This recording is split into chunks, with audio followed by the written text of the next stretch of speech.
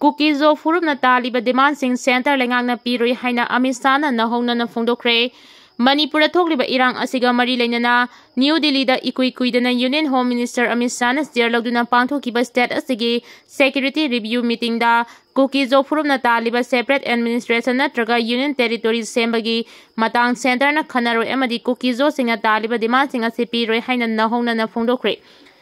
Pangthokiba security review meeting aduda Manipuri Governor Ajay Kumar Bhala amadi Ministry of Home Affairs Government of India gi makok thongba official ching sarugya ki haina official oiba paw asina phongdoragli paw asina makha taraduna hai phamkiba security review meeting aduda Manipur gi Governor Ajay Kumar Bhala na haudik oiriba Manipur gi law and order gi phibam amadi makha ta Kukizo community amadi Mitai community gi marakta pangthokadoriba peace dialogue asigi matangda karamba stakeholder singna mifam asida yawhalaga santi amasong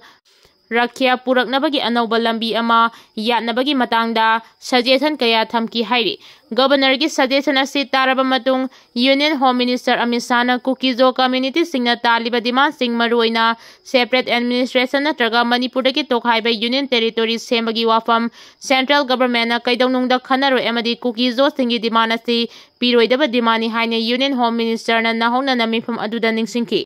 Maitai MLA ama CM oina khanduna anauba lengak sembada Kuki MLA singna yaningbagi ingis samit patra da pikre N Birena Chief Minister fam thadokraba matung lusingba ama khanba ngamdabadagi lamdam asida president rule chalairiba state asida anauba lengak ama semnaba lalong chinbada Kuki MLA singi su phirep lauraba yai hairi. Hiram asigi matangda paw chesna phangba pawgi source ki matung inadi state lengak semba anauba lusingba ama khanbagi matangda Kuki MLA singna phirep launabagi mifam ama thasigi taramapanda kangpokpida pangthongnaba thorang tawkhre hairi. Hariba mifam aduda Kuki MLA mapan amadi Kukizo singi CSO singi lusingba singsu sarug yagani hairi. Pawgi source asina makha taribadi Kuki MLA amadi CSO singna anauba lengak ama semba pamlakliba asi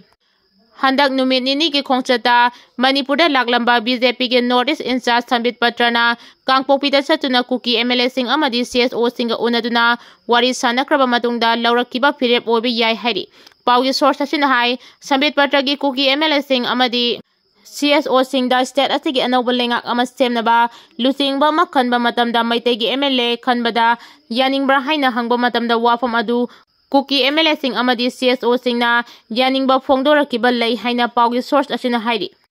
Source asina makha taribadi thasigi taramapanda pangthongnaba thorang tawri hairiba mifam aduda Thanglon Asigi MLA Bungjagin Baltedi masagi anabana maram oiraga sarug yaroi aduga atai Kuki MLA mapandi sungsoi soidana sarug yagani hairi. Loinana mifam aduna warep kayasu lauraba yai hairi.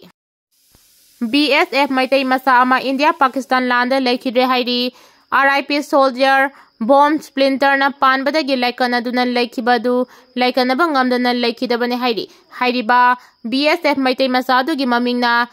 Yairipok Yambemdagi Deepak Kawi hairi.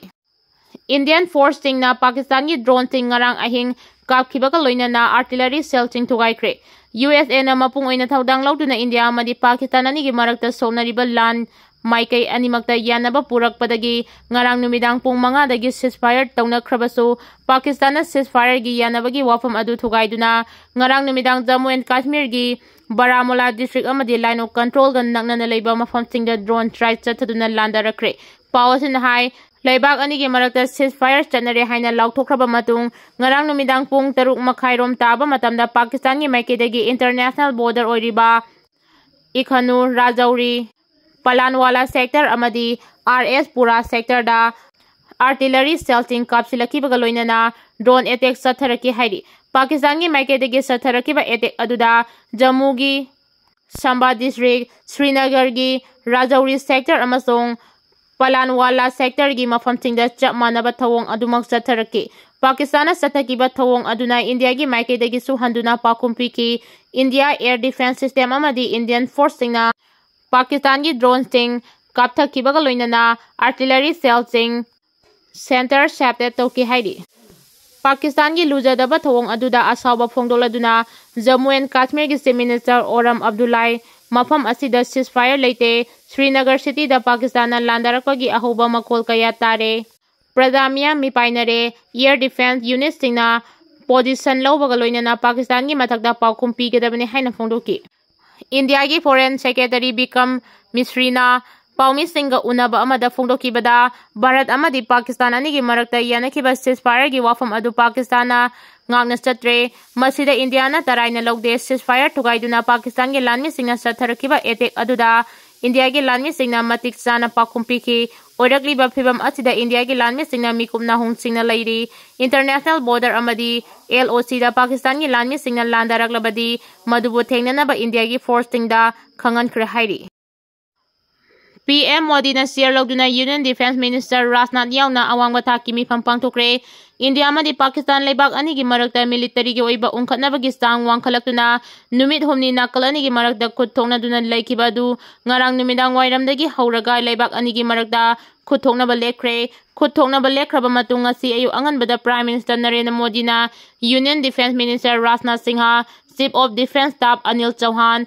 NSA Ajit Doval, External Affairs Minister S. Joy Shankar yauna Armed Forces, Navy amadi Air Force ki chief singa loinana awangba thaki mifam ama pangthokre tongan ma national newspaper singda report tobagi matung ina hairiba mifam asi ngarang leibak ani ge marakta ceasefire leikraba matung Jammu and Kashmir da Pakistan gi drone kaya paiba ukhiba adugi matung da pangthokibani marak asida paw amagi matung ina India gi line of control gi phibam safana lei hairi ngarang leibak ani gi marakta ceasefire tawna khraba matung Pakistan gi Prime Minister